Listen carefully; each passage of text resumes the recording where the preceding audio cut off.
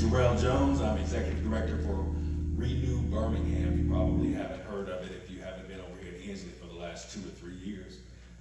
We are a heavily funded startup, but we are heavily effective as well. Now, I'm a licensed minister, but I ain't paid my dues, so I ain't gonna preach. But I will tell you this, that I believe in Jesus.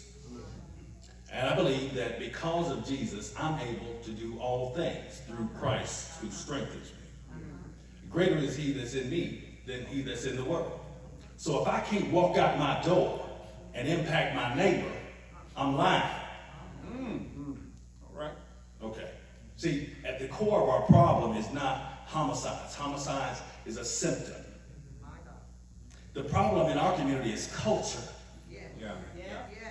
Come on, sir. Culture of isolationism. You see, we got 400 nonprofit organizations in the city of Birmingham. We have 700 churches, at least. That's 1,100 organizations that have been trying to make the city of Birmingham better for the last 153 years. And what we've been able to do is be number 1 in homicides, top 5 in blight, and at the bottom of the education spectrum in a state that's ranked 47. See, I don't see Jesus in that. I'm a business owner, I'm a homeowner, I'm a husband. I'm also a convicted murderer who spent half my life in prison. See, I understand this from the inside out. I'm also an Ensley native. Come on, somebody. Folks, Avenue C and the Brickyard. So I understand that violent criminals ain't scared of the police. All right. But we came up scared of Madill.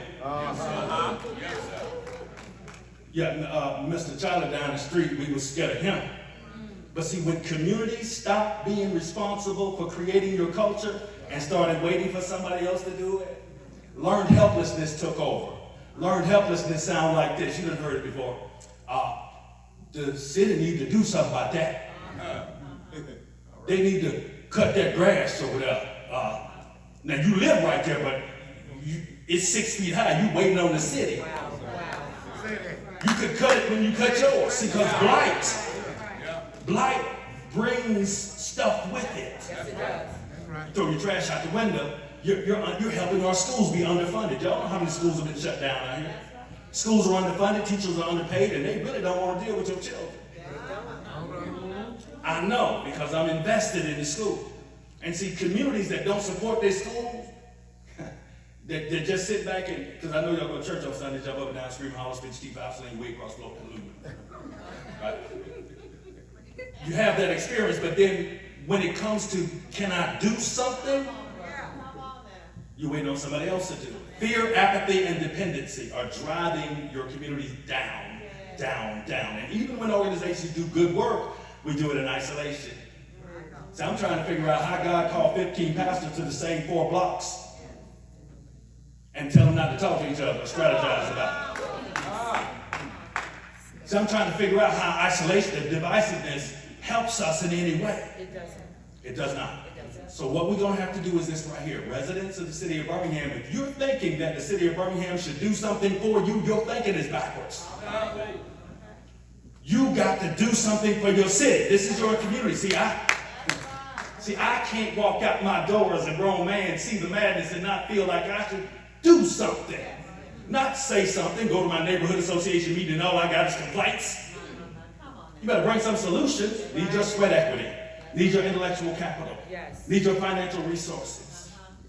I need you to get invested in the people in your community, because the greatest commandment was that I love God and that I prove it by loving my neighbor like I love myself. Come on.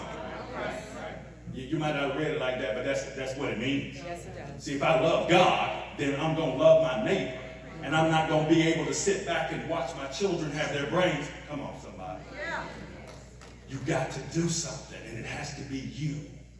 You cannot be helpless in this situation. You have power when you talk to your neighbor. Y'all don't want to invite people to your house. You got to sit around the table. Hey, communion.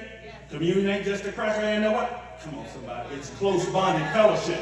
If you don't make friends in your neighborhood, you're letting it fall apart.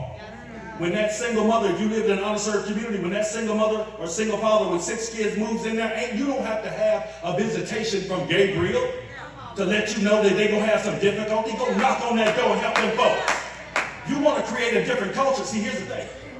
You got a problem with city government? If for some of y'all that might have a problem with city government, well, guess where they come from? They came through your schools. They came through your churches. They came out of your families.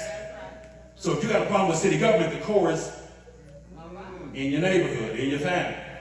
If you got a problem with gangsters and drug dealers, well, guess where they're coming from? And see, now I know that I got to pick up the slack. Thank God for single mothers who's helped carry this generation. Even though they've had difficulty, they've helped carry. I want that strength. So here's what I'm going to ask you to do. Don't leave here tonight. We've been talking about violence for years. We've been preaching. We've been laying on hands. Praise the Lord for all of that. But if you are not going to engage your neighbors to create a different type of culture, if you're not going to strategize at your neighborhood association meeting, if you're not going to integrate the neighbors in, I'll do it for you. Renew Birmingham is here to help you to integrate neighbors into your community. We'll engage your existing neighbors. We have youth and elder programs, and we'll get you teach you how to invest in the proximity around here. This property around here, right here, because when the property values go down, the property taxes go down, they fund the school system. So we're going to teach you how to invest without having to have money in raising the quality of life in your community. But it takes you. We're at 201-4275 if you're writing this down. We're at 1801 Avenue H, and we're waiting for you to call us so that we can plug you in to a system that has some efficacy. In the first 3 quarters of 2023, when we rolled out services, same type of system, getting out there in the street, putting people, navigating the neighborhood by canvassing it, giving everybody access, providing actual resources. I want to partner with every church. If you just got a little bit of money, don't even worry about it. We're going to help you. We want to be real services for people. We don't just pray for them. We're going to actually give them real services. We want them to come through you. Partner with us, and we'll help you to do that. In the first 3 quarters, we experienced a 43% decrease in homicides in Inslee, Highlands, Wylam, and Tuxedo. At the end of the year, we had a rash of 3 overnight or over a weekend, but it was still a 23% decrease. That was just with a little bit of staff and a little bit of effort from a few neighbors, and most of them was elderly women. Come on, somebody. So the invitation is there. Again, my name is Jarrell Jones. I'm grateful to have this opportunity to be here. I am a promise of my environment, not a product. Thank you.